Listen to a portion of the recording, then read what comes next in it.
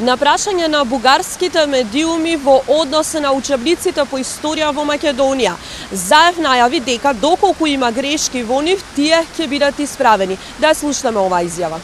Добро, една од отворените теми во Македонија е дел од прашањето за несоодветна употреба на зборови во учебниците и во одредени други материјали, кои што се официјално државни материјали. Постои консензус во Македонија по ова прашање и сите нови изданија ќе ги имат од странето овие грешки кои што стават трага. Во најблага форма кажано на непријатност, која што не е во функција на она за што се залагаме сите. Како што знаете, веќе се направени одредени чекори за таа соработка да расте, и тоа во минатото, не само од нашата нова влада.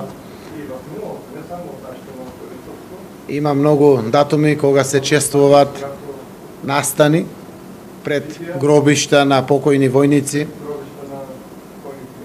Се обновуваат одредени одбележја кои што се значајни и за нашата, но и за бугарската историја.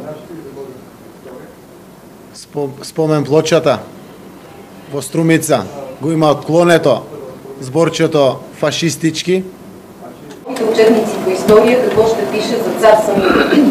Какъв цар е тој?